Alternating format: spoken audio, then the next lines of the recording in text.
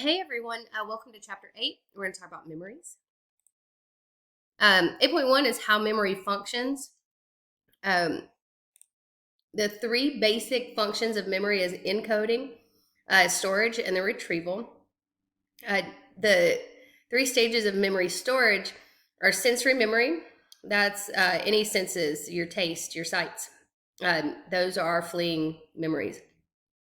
Your short-term memory is your working memory. It's something you remember for about 20 seconds. And your long-term memory is your continuous storage of memories. Describe and distinguish between procedural and declarative memory and semantic and episodic memory. Procedural is you remember how to do something. Once you know how to ride a bike, you know how to ride a bike. Declarative, you remember facts. Declarative and semantic memories, they're together because declarative memories are stored there. And episodic memory, it's you remember events that you experienced. 8.2, parts of the brain involved with memory. So the main parts is the amygdala. It regulates your emotions. The hippocampus, it's the memory processing. The cerebellum is the procedural memory, motor learning, and classical conditioning. And the prefrontal cortex, it does the encoding and the retrieval. And I'll let you read the hippocampus, the amygdala, and the cerebellum, their exact roles. Problems with memory. This is jam-packed with information. I apologize. But compare and contrast the two types of amnesia. There's amnesia is when you lose long-term memory due to trauma. There's anterograde. It is when you can't make new memories. And there's retrograde, is when you lose past memories. Eyewitness testimony. This is your takeaway number 2, or your learning objective number 2. It gives you a really good example in the book, and it just talks about how people are wanting to help the police, especially if it's a crime, and they want to help the victim. And so when the police officers are showing them mugshots, and they're like, "Oh yeah, that looks like the guy," and the cops are like, "Yeah, good job," They're feeding off that verbal happiness because they want to help. People want to help generally.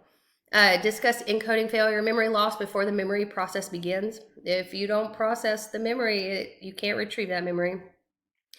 I did put in a little diagram for discuss various memory errors. I will let you look at that. And compare and contrast two types of interference.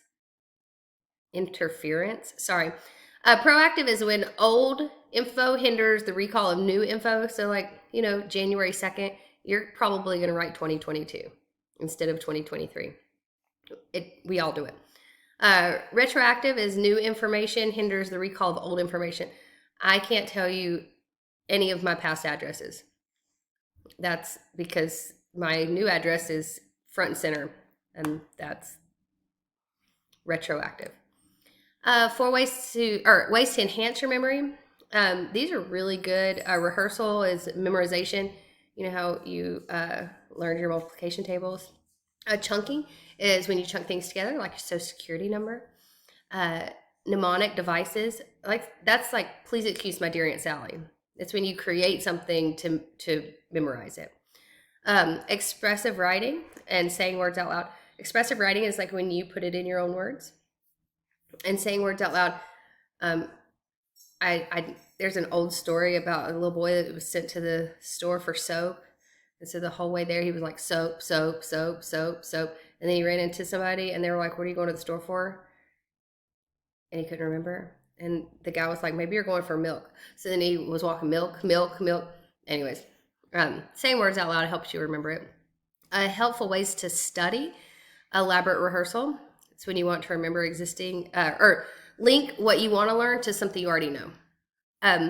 Self-reference, write it in your own words. The forgetting curve, cram before the test. Always worked for me. Rehearse, go over the material over and over and over again. Interference, study in a quiet place. Move. Exercise is good for your brain too.